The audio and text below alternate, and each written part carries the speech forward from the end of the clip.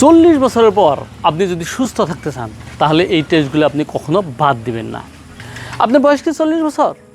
তাহলে আপনার diabetes, high pressure, liver, kidney, এমনকি আপনার ক্যান্সারের লক্ষণও শরীরে শুরু হতে পারে।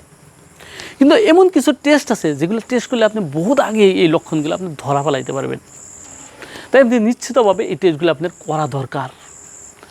1 নম্বর, আপনি প্রেশার চেক করেন, বিপি চেক।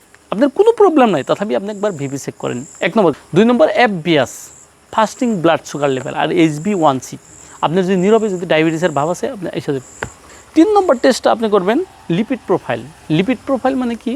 অলাগতিয়াল চর্বি যদি ব্লাডে যায় তাহলে কোলেস্ট্রল, ট্রাইগ্লিসাইড যদি আপনার শরীরে বাড়ে, লেটার স্টেজে আপনার হার্টের প্রবলেম হবো কি না, এই আপনার লিপিড প্রোফাইল চেক করলে আপনি দিশা পাইবেন। 4 নম্বর, অবভিয়াসলি কিডনি ফাংশন টেস্ট। অর্থাৎ 5 নম্বর, লিভার ফাংশন টেস্ট।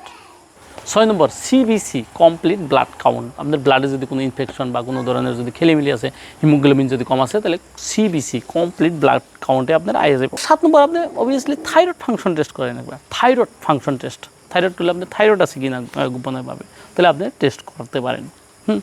আর আপনার 8 নম্বর, চোখের পরীক্ষা করেন একবার। এমনি কোনো অসুবিধা নেই, চোখে যদি কোনো একটু প্রবলেম আছে তাহলে আপনার চোখের একবার আই স্পেশালিস্ট, একবার অপথ্যালমোলজিস্ট দেখি একবার চোখের একবার টেস্ট আপনি করে দেখেন। 9 নম্বর, কোলোরেক্টাল ক্যান্সার স্ক্রিনিং।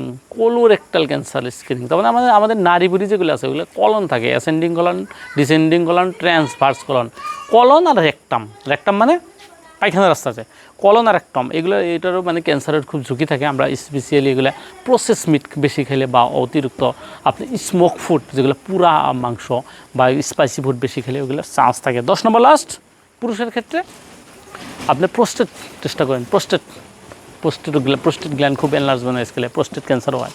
আর মহিলাদের ক্ষেত্রে আপনি ব্রেস্ট স্ক্রিনিং করেন আর আপনি সার্ভাইকেল স্ক্রিনিং করেন। এগুলো অ্যাকচুয়ালি বর্তমান সব হেলথ ওয়েলনেস সেন্টার, যেগুলো আগে সাব সেন্টার আসলো, হেলথ ওয়েলনেস সেন্টারে অ্যাভেলেবল আছে এগুলো সব।